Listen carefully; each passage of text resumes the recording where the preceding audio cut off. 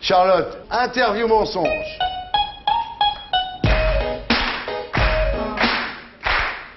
Donc, Charlotte de Turckheim, après vos premières expériences enfantines, aujourd'hui, vous avez des expériences homosexuelles de façon très régulière. Très régulière, Ouais, oui, absolument. ouais, tous les jours. Ah oui, tous les jours, oui, j'adore ça. Dans les partout, vous n'êtes plus du tout coincé comme à la... Non, parce que j'en organise maintenant, c'est pas pareil. J'en organise vous faites maintenant. ça chez vous, d'accord. Oui, je fais ça chez moi. Les pétards aussi, il n'y a plus du tout de problème comme la première fois, vous ne saviez pas s'il fallait le fumer ou pas. Oh ben non, parce que maintenant c'est pas pareil, maintenant on en plante dans le jardin aussi, si vous voulez. Donc, Ça, c'est pas un mensonge en plus. donc, Alors, en Espagne, on ne sait pas trop ce qui s'est passé. Alors nous, on a un petit peu bossé. Vous travailliez en fait là-bas dans un bar sur les Ramblas. Hein. Vous oui, travaillez absolument. Dans un bar de nuit sur les Ramblas. Votre réputation, vous le savez, là-bas n'est plus à faire. On vous appelait Lolota. Lolota, oui, absolument. Ah, Lolota. Ça va même dire un truc là-bas maintenant, Oui. Lolota. Un bar sur les Ramblas, je me souviens plus tout à fait l'adresse, mais c'est dans le... C'est facile à trouver. Hein. C'est dans le bar, dans le bar. Voilà, dans le bas des Ramblas, Ramblas. Lolota, c'est très connu. Et personne ne le sait ici, ça, finalement. Mais non. Mais, ça a duré 3 ans quand même. Hein. Oui, ça a duré 3 ans.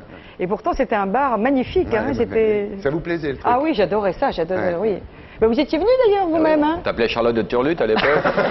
Oui.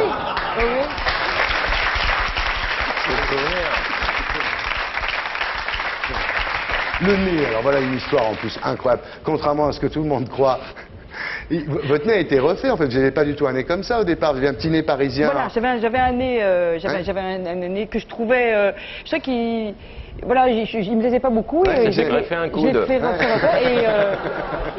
bon, ça n'a pas tout à fait réussi. Ça n'a pas tout à fait réussi, mais finalement... Vous regrettez pas de l'avoir fait refaire comme ça, non, certains jours, non? Écoutez, non, cette année je vais faire les oreilles aussi, parce que évidemment je les trouve... vous voyez, je me demande si ça serait pas mieux un peu plus comme ça. Voilà, voilà, vous avez très bien. Vous pourriez jouer Dumbo comme ça. J'ai trouvé que c'était plus intéressant. Alors, également, il y a eu beaucoup d'histoires racontées sur vos origines aristocratiques. En fait, c'est pas vrai du tout. Vous appelez Charlotte Kem? Oui, absolument, absolument. Oui, Charlotte Kem. Oui, votre père était coursier chez SVP. Voilà, exactement.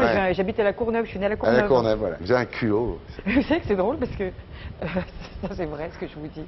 C'est vrai, c'est ça. Raconte-nous des trucs vrais maintenant. Non mais le premier rôle que je jouais c'était au Café de la Gare. Et j'ai joué une marchande de fromage. Donc je parlais comme ça et tout. Oh, putain, arrête, tu dégages et tout. Et j'ai été pris par un agent qui m'a dit, au fait, je voulais te féliciter. Attends, le pseudo que tu t'es pris, c'est absolument génial.